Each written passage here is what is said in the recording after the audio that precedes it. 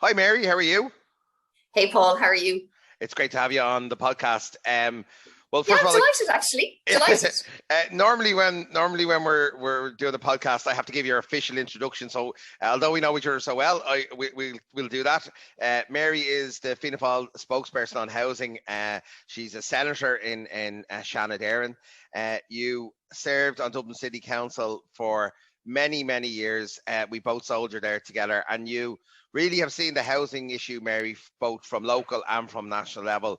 And we both served together on the housing committee. And I think all of the work that we've been doing in the last 10 months, it has really soaked into our heads. And what I hope to do today is maybe give you an opportunity to talk about what's really in the Affordable Housing Bill and the Land Development Agency Bill, because there's a lot of spin about it, isn't there? There is, Paul, and you're right. I was thinking about it. 2004, I was first elected to Dublin City Council, and it's the largest local authority in the country. But in that time, like from when I was first elected to last, 2020, when I was appointed to the Shannon, I saw the state's role in the provision of housing reduce and reduce and reduce. And the housing crisis in Dublin Central, no more than your own constituency, I suppose, it was really acute. People working, people unable to pay rent, people unable to afford or dream of buying a home.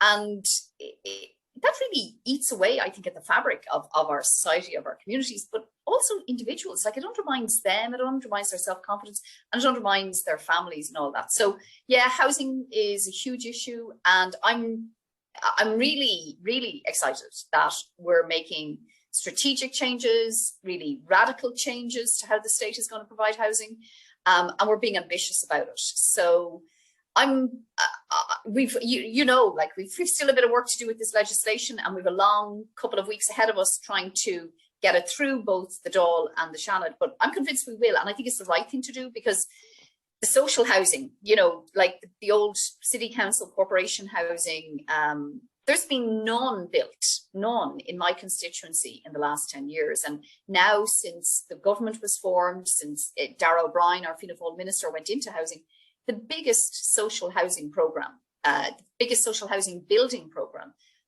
in a decade is underway. So it's about 2,000. It's about 2,000 developments, Paul. Like it's well, really. Let's bust some of the myths then, Mary, that we've heard, Okay. right? So the first thing is, Fianna Fáil have been in government for the last 10 years. Like, this is all your problem. What are you doing? You haven't really solved anything. I know, like, when I hear that line, Paul, I actually have to think the opposition are fighting the last general election. Like, it's such a bullshit line. Everybody out there knows that Fianna Fáil hasn't been in government. We haven't. You and I personally haven't been in government, but the party hasn't been in government since 2011, right? And that's been one of my big frustrations. I know it's been one of yours. Like, we've been working hard at a local level and been unable to deliver because we weren't in government. Now we're in government. We're going to deliver. So you're absolutely right. So that's the last 10 years. That's the last 10 years. And no doubt the last general election was all about housing, right? Yeah. So we've had a full 10 months under our belt. What have Fianna Fáil actually done in the last 10 months? Okay, so first of all, we haven't actually been in government for 10 months, so Paul, I think it's important, to keep that in mind. But there's a lot being done in housing. Biggest housing budget in the history of the state, 3.3 billion euros. Significant funding given to the local authorities to get local authorities back into providing housing. So local authorities, in the first instance, the quickest thing Darragh O'Brien could have done, the government could have done, was give them money to renovate the voids, boarded up units. That's been a huge immediate impact. But the second thing is we're actually legislating so that the local authorities, city council, and all the local authorities in the country can actually build affordable homes. Now, that's on top of the social housing programme that I mentioned earlier. That social housing programme, as I said, it's 2,000 developments, about 13,000 homes across the country. In Dublin Central alone, I suppose I'll speak to my constituency, there's 26 developments, Paul, that's going to deliver over 2,000 social homes, like city council homes for people, right? So that's great news. That's underway. It's been slowed down because of COVID, but the money is there, the planning is there, the building is actually taking place, and now that COVID is eased, that's recommenced. There's a lot of frustration, Mary, for people who don't qualify for social housing. They earn just that little bit too much. And I suppose the question is, what does any of the stuff we've done in the last 10 months do to help them? Okay, so the first thing I suppose that we did in the last 10 months to help them, though, was to sorry, that was a call coming in, but I've gotten You're never off. Exactly. So we put financial protections, and I think this is important, Paul, to recognise. We put financial protections in place for renters and for people, paying their mortgages. So that was important during COVID. But most importantly, I suppose, we're now actually having the local authorities, we're going to have them start building affordable homes, and affordable homes not just to purchase but to rent. So a new cost rental scheme. And the cost rental scheme is a scheme, it's more of a European type thing, but the two elements to it are that, one, your rental home is secure. You have a long-term rent, you're not on a short-term precarious rent, you have a long-term rent, you've got that security of tenure, but your rent is affordable. It'll be somewhere between 25 to 40% below the market rents. And the reason it'll be like that is because we're going to have the state, through the local authorities and approved housing bodies and the Land Development Agency, build rental homes to rent as affordable cost rent. So that sounds like that Fianna model that lots of people are talking about. Yeah, that's it, actually, absolutely. And when you were Lord Mayor, you'll remember you hosted, we talked about this at City Council, and when we tried to push it at City Council, I don't think, and we need to go back into the history, but the Minister for Housing at the time certainly didn't want to hear us and didn't listen. And I suppose that was one of the frustrations of us not being in government then, back in so you're saying that Fianna Fáil are actually providing cost rental, long-term, leased, controlled rents for people who don't qualify for social housing?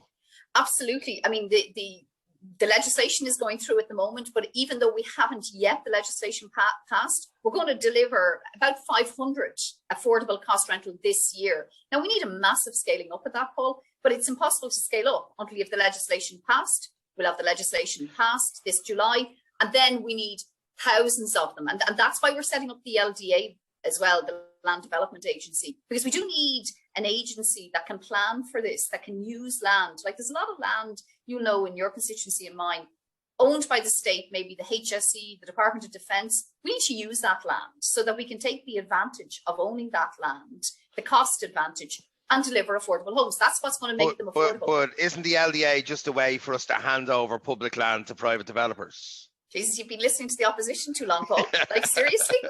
That is one of their favourite lines. Of course it's not. Why would we give away state-owned land? That's just a mental idea. The Land Development Agency is a statutory agency that will be accountable to the Minister for Housing, the Minister for Finance, but it'll be, more importantly, I suppose, not taking from those two fine individuals, accountable to the Oireachtas, to the Dáil, to the Public Accounts Committee, and it will be subject to the Freedom of Information and all of the lobbyist regulations and all of the governance issues that should apply. Their remit is really clear. Their remit is to maximise the use of state-owned lands to provide housing, social and affordable housing. It's a vital social infrastructure housing. We need to look at it like that. It's vital, an essential social infrastructure. It's essential on a public site, what percentage will be social and affordable in places like Dublin? Well, up to 100%, Paul, because we need, obviously there will be, there's a guarantee. One of the other things we're doing is ensuring that there will be a minimum of 20% social and affordable on every site, be it private or public. So that part 5 will be there in the mall. But the LDA lands will allow for a maximum. It really will be determined, I guess, in conjunction with each local authority, because you will have different needs in different areas. Some local authorities or in parts of their areas will need a mix of private, affordable rental, affordable purchase and social. Others may need, a majority social. So that mix will be determined locally. And that's the right place for it to be determined, Paul. That shouldn't be determined centrally. It should be the local authorities and the local representatives. So you're saying we've legislation that's going to be passed that will give long-term rentals? Yeah. Secure and affordable. That's the big difference. Yeah. We've legislation that's passed that's going to turn public land into public housing, right? Yep. So what if I want to buy a house? Yeah, so if you want to buy a house, a private house, you're talking about, like, so No, where it's built. like there's all this talk about 450,000 being an Oh yeah. affordable house. I want to just buy a house from the council that's not for profit that I can buy at an affordable rate. Yeah, so Why don't you just do that? Yeah, well, that's part of our affordable housing bill as well, and we're funding that through the local authorities. So we're giving funding directly to local authorities so they can build homes at an affordable price. So when I say affordable, I'm talking about homes starting at 160, 170,000 in Dublin. That's what we consider, a starting affordable price, going up to probably about 300,000, depending on the size of the house and the location. But it's the critical part here, Paul, is that people will be able to afford these homes. Working people on modest incomes will be able to afford these homes, and they will be able to purchase them. That's different to what the other opposition parties are talking about doing. So that sort of sounds like O'Coulon, the idea of AHBs building homes to sell.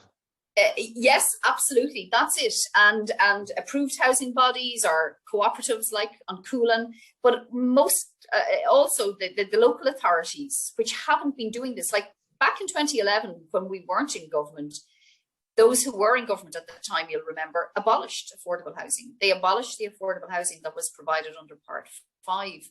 And it was a really backward step. So we're not only reinstating that Part 5 affordable housing, but we're actually now legislating so that local authorities, approved housing bodies, and the Land Development Agency can build homes that are affordable and that people can buy.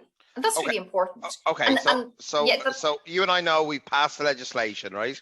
So there's people out there saying, well, why don't you now put your money where your mouth is and back that up with the funding? So when are we going to know the targets? When are we going to know the funding that's behind this? Yeah, well, I think it's important to know, Paul, that we already know some of the funding. Like there is already, as I said, the biggest housing budget in the history of the state. It's 3.3 billion.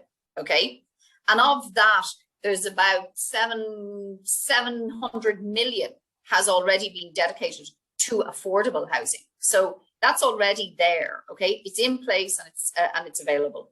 And the other thing to keep in mind is the Land Development Agency, which is going to be really involved in the delivery of the affordable homes, both to purchase and rent.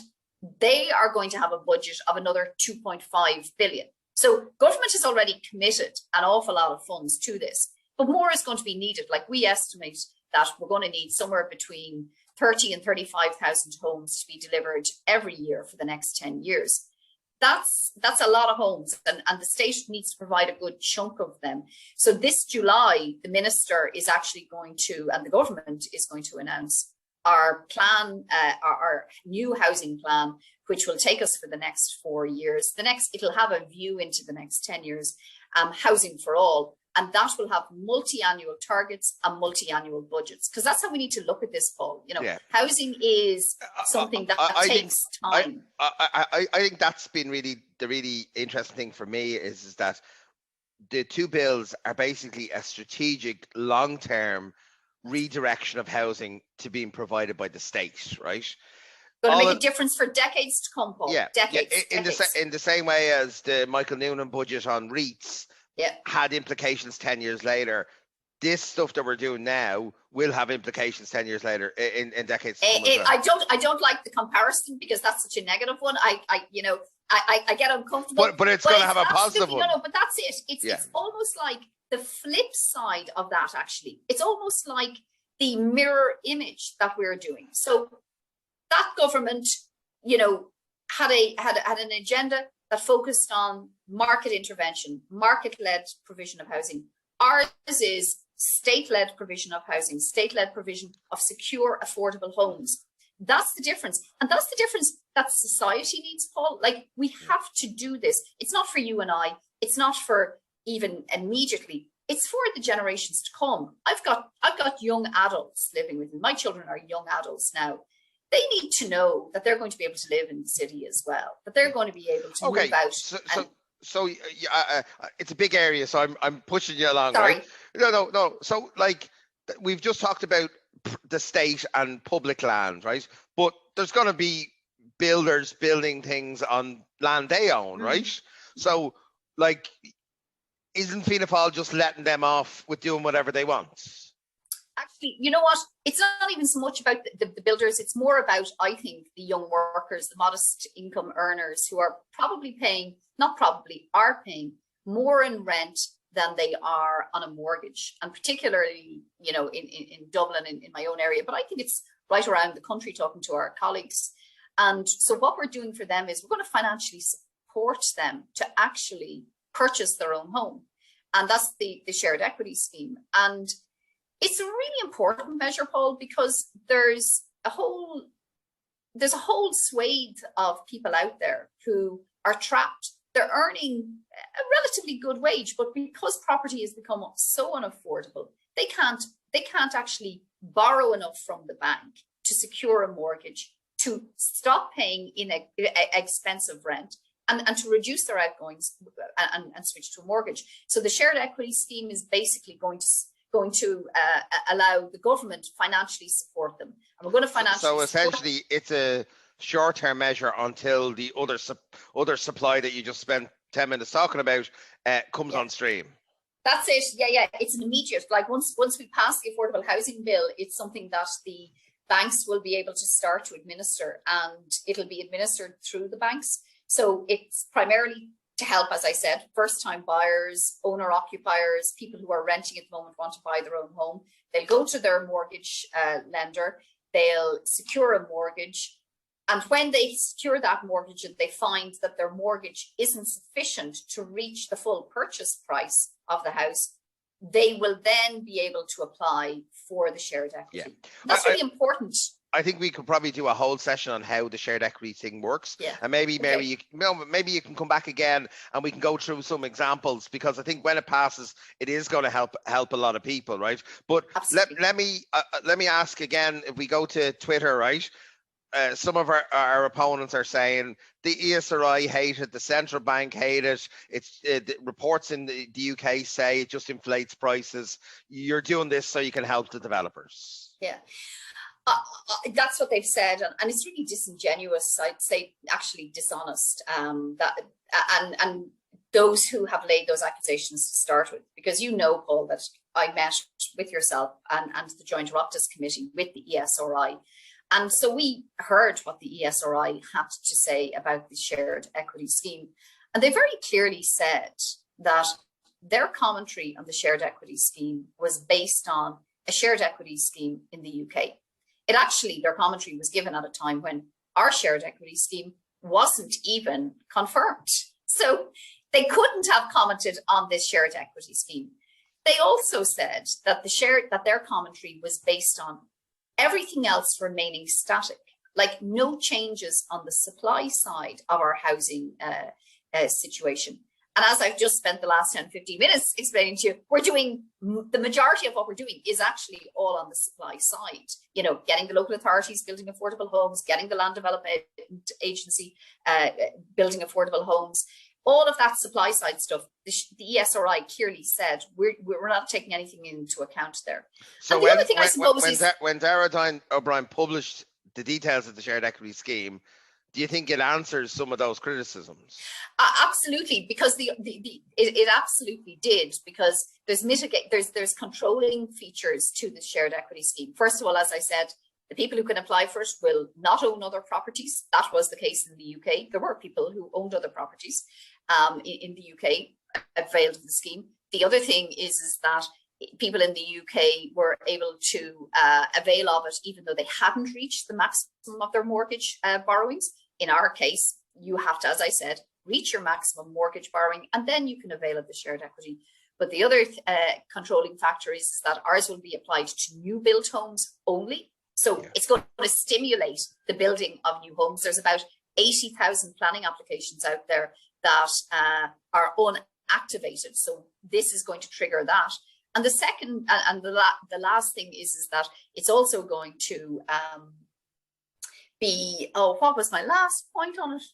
Well, gone completely blank. Well, look, there's so much, but let me ask you then the question. So, like in terms of in terms of the shared equity scheme, okay, you're saying that there's regional price caps. Yeah. You're saying that, but there's going to be the last one, the regional price cap. That was it, Paul. Sorry, the regional price cap. There's going to be young people, Mary, that are going to be really disappointed that can't buy a second-hand home with this scheme. And I suppose our answer to them is essentially, for all of the reasons that the ESI and others potentially criticise the scheme, if we did that, all we would do would inflate the price of second-hand homes because there's no new supply coming on in the second-hand home market. So it has that would have been rocket fuel. That would have been dynamite. That would actually really screw those first-time buyers. If we did that, that would have been disastrous.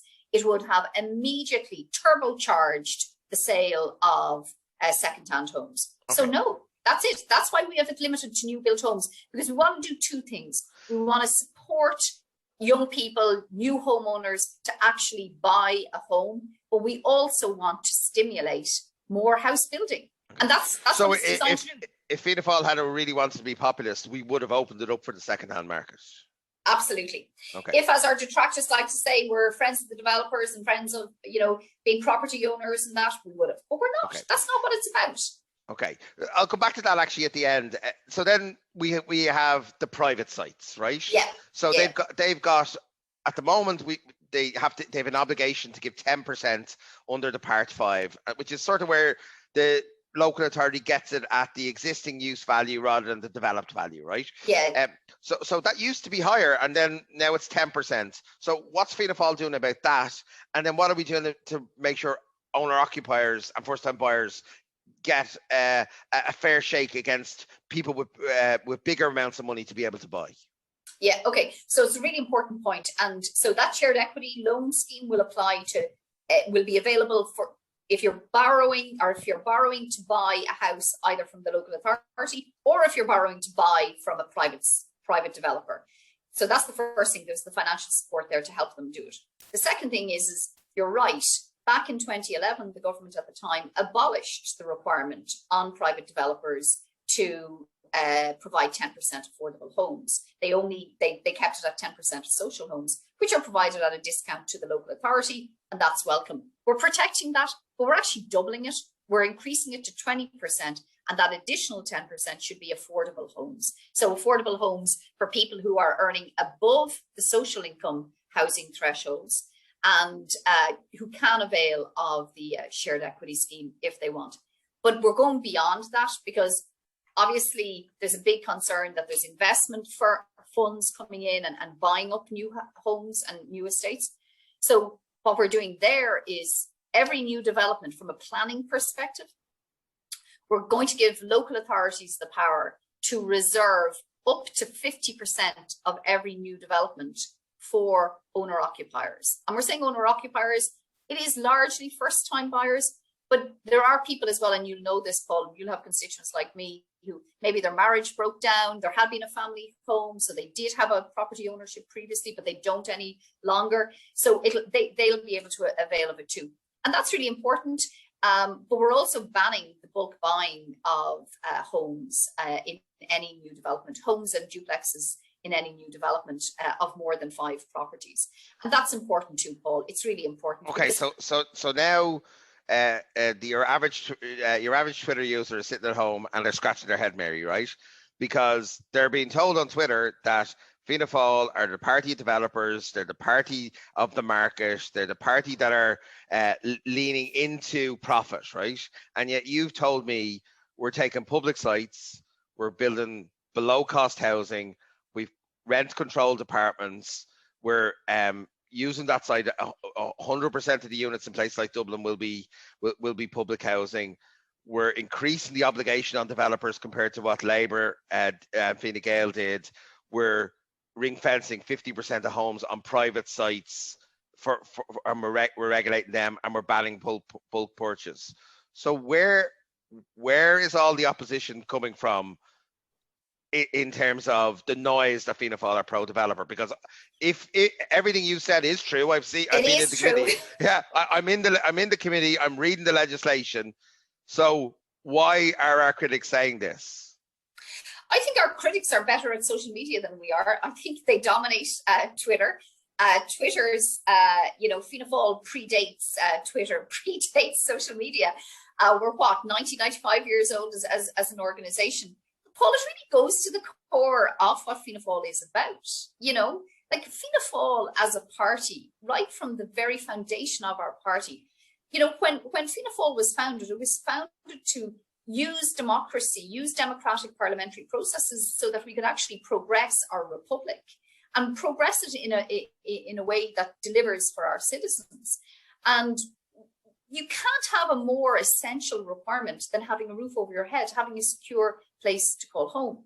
And through the decades, Fianna Fáil has always built homes. We've always delivered homes for our people. We introduced the first public housing, first social housing. We've always prioritised the funding of social housing and affordable housing. And we believe in the right of home ownership. So if you go in Dublin, Cabra, Drumcondra, Marino, Finglas, Crumlin, Fianna Fáil built the public housing that people live in today, and that's now all privatised.